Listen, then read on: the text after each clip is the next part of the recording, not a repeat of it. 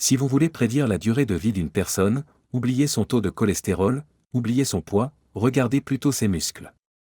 En effet, la masse musculaire et la force sont deux des meilleurs indicateurs de longévité dont nous disposons en médecine. Mon objectif est donc d'aider les gens à éviter cela et à vivre plus longtemps et en meilleure santé. Les personnes qui restent autonomes, qui évitent le handicap, qui se remettent rapidement d'une maladie, ont tout un point commun. Elles sont fortes, pas nécessairement au sens sportif du terme, mais fonctionnellement fortes.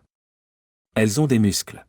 Et les personnes qui se détériorent le plus rapidement, qui perdent leur indépendance, qui se retrouvent en maison de retraite après une seule chute, ont perdu leurs muscles des années avant de perdre leur santé.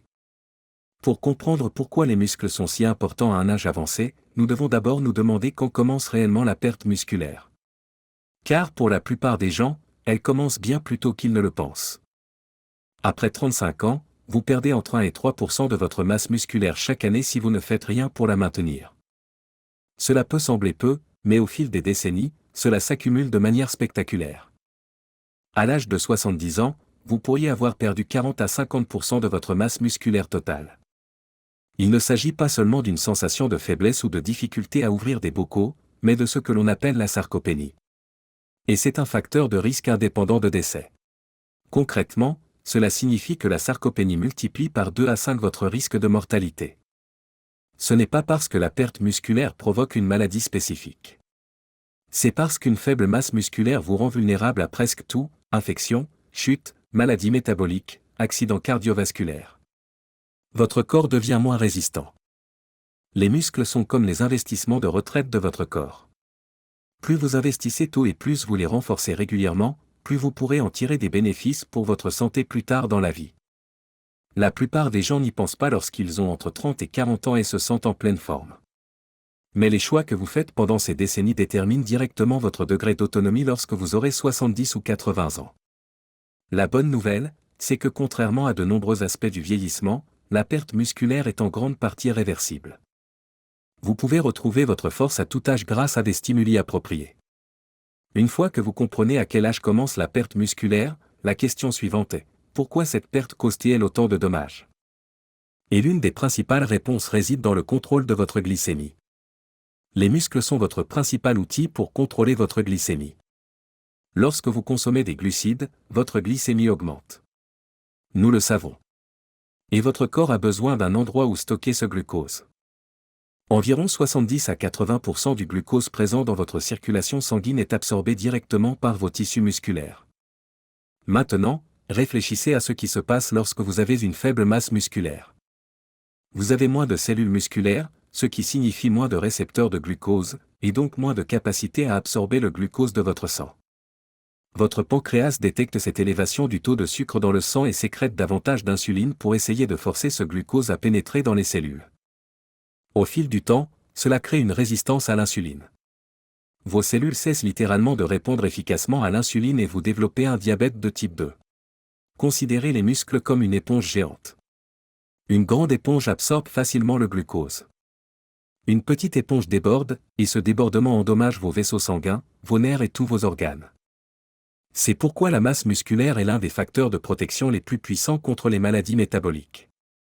Des recherches convaincantes montrent que chaque augmentation de 10% de la masse musculaire est liée à une réduction significative de la résistance à l'insuline et du risque de diabète. Et il ne s'agit pas ici d'esthétique ou de performance sportive. Il s'agit de la santé métabolique fondamentale. Lorsque vous développez vos muscles, vous augmentez votre capacité de stockage du glucose. Vous donnez à votre corps plus d'espace pour traiter les aliments que vous consommez sans provoquer de pic d'insuline chronique. Ce qui est particulièrement important ici, c'est que cela fonctionne indépendamment du poids corporel. Vous pouvez avoir deux personnes du même poids, mais celle qui a plus de muscles et moins de graisse aura un contrôle nettement meilleur de sa glycémie. Les muscles sont des tissus métaboliquement actifs qui aident à réguler l'ensemble de votre système énergétique. Le contrôle de la glycémie n'est qu'une partie du tableau, car les muscles ne se contentent pas de stocker de l'énergie. Ils déterminent la flexibilité de l'ensemble de votre métabolisme. Les muscles permettent à votre système métabolique de s'adapter. Et ce concept de flexibilité métabolique est essentiel pour la santé à long terme. La flexibilité métabolique est la capacité de votre corps à passer de la combustion des glucides à celle des graisses, en fonction de ce qui est disponible et de ce que vous faites. Les tissus musculaires regorgent de mitochondries. Ce sont les centrales énergétiques de vos cellules qui génèrent de l'énergie. Lorsque vous avez plus de muscles, vous avez plus de mitochondries. Et cela augmente votre capacité à oxyder les graisses. Vous devenez plus efficace pour brûler les graisses stockées comme carburant. Les personnes ayant une faible masse musculaire perdent cette flexibilité. Elles se retrouvent alors bloquées en mode combustion des sucres. Elles dépendent constamment de repas fréquents et de glucides pour maintenir leur énergie. Un métabolisme flexible est comme une voiture hybride qui change automatiquement de carburant. Lorsque vous avez une faible masse musculaire, vous devenez un vieux moteur à essence qui gaspille de l'énergie. Lorsque votre métabolisme est flexible, vous pouvez sauter un repas sans vous effondrer. Vous pouvez faire de l'exercice après avoir jeûné. Vous pouvez passer plusieurs heures sans manger sans vous sentir irritable ou confus. C'est là le signe d'un système métabolique qui fonctionne bien. Cela est également lié à la longévité au niveau cellulaire. La fonction mitochondriale décline avec l'âge. Et ce déclin est associé à presque toutes les maladies liées à l'âge, des maladies cardiovasculaires à la neurodégénérescence. La musculation et le maintien de la masse musculaire sont l'un des moyens les plus efficaces de préserver la santé des mitochondries. Vous permettez ainsi à vos moteurs cellulaires de fonctionner efficacement, ce qui se traduit par une meilleure énergie, une meilleure récupération et un meilleur fonctionnement général à mesure que vous vieillissez. Mais la santé métabolique n'est pas le danger le plus immédiat lié à la perte musculaire. Dans la vie réelle, la conséquence la plus dévastatrice est bien plus soudaine. Les fractures de la hanche, qui sont évidemment presque toujours causées par des chutes, ont un taux de mortalité de 20 à 30% en un an. Cela signifie que si vous êtes âgé et que vous vous cassez la hanche, vous avez jusqu'à une chance sur 3 de ne pas survivre à l'année. Même si vous survivez, beaucoup de personnes ne retrouvent jamais leur indépendance. Elles passent de l'hôpital à la rééducation, puis à une maison de retraite, et ne retournent jamais vivre seules. Des jambes et un tronc solide constituent une armure protectrice contre cela. Lorsque vous avez une bonne force quadricipitale, une bonne force fessière et un bon équilibre, vous pouvez vous rattraper. Vous pouvez vous remettre d'un trébuchement qui, autrement, ferait tomber quelqu'un d'autre. Vos muscles sont des amortisseurs.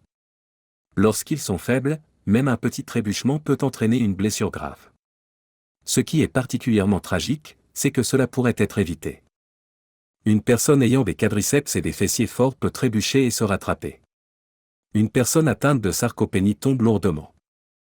La différence entre l'indépendance et le handicap à 70 ans dépend souvent du fait que vous ayez conservé ou non votre force dans les jambes entre 50 et 60 ans. Or, les chutes créent également un cercle vicieux. Après une chute, les personnes ont peur de retomber. Elles deviennent anxieuses et bougent donc moins. Bouger moins accélère la perte musculaire, ce qui augmente encore plus le risque de chute. Pour briser ce cercle vicieux, il faut s'entraîner de manière ciblée à renforcer sa force et à bouger. C'est pourquoi l'entraînement de résistance devient plus important, et non moins important, à mesure que l'on vieillit. Bon, comme les chutes et la faiblesse sont étroitement liées, les chercheurs ont cherché des moyens simples de mesurer la force.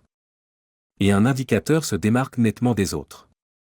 La force de préhension est l'un des marqueurs de mortalité les plus fiables que nous mesurons dans la recherche clinique. Et elle est étonnamment simple à évaluer. Il suffit de serrer un appareil appelé dynamomètre, et cette seule mesure est en corrélation remarquable avec la force totale du corps et l'état de santé général. Une force de préhension faible prédit des taux élevés de crise cardiaque, d'accidents vasculaires cérébraux et de décès prématurés dans plusieurs études menées sur de larges populations. En fait, elle est si fiable que de nombreux chercheurs la considèrent désormais comme un signe vital. Elle est aussi importante que la pression artérielle ou la fréquence cardiaque.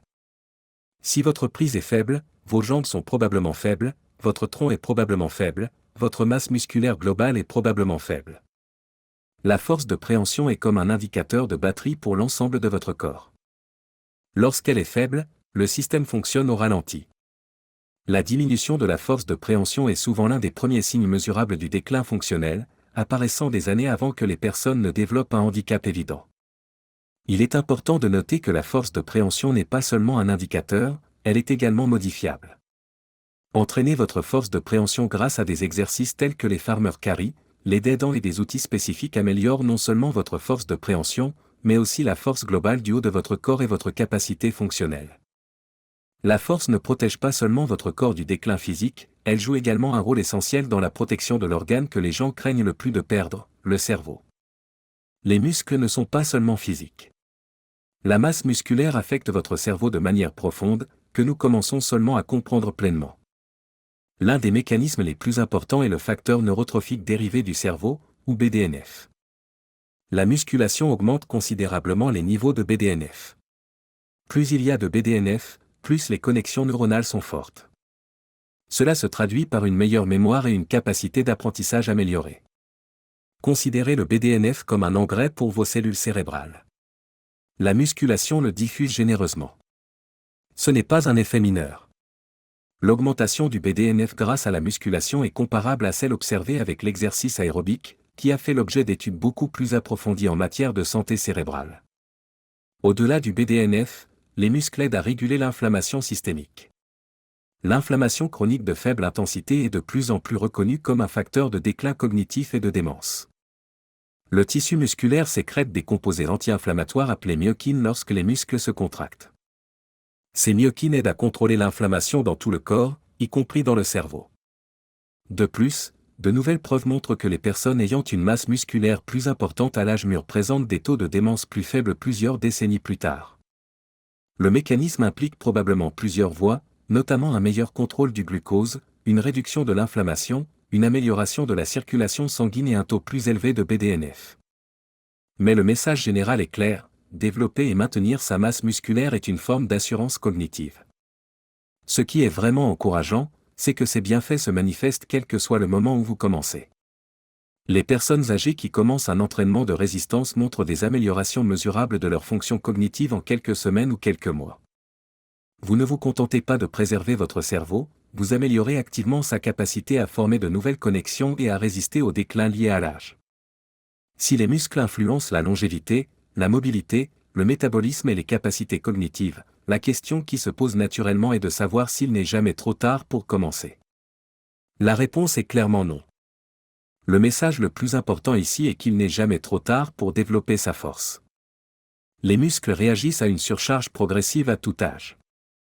Même les personnes âgées de 80 ou 90 ans peuvent gagner en masse musculaire et en force grâce à un entraînement adapté.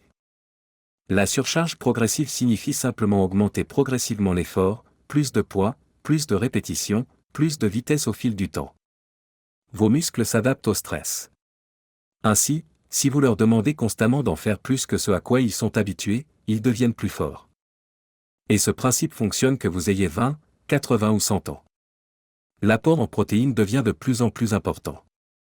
En vieillissant, vous devriez viser environ 1,2 à 1,6 g de protéines par kilo de poids corporel par jour.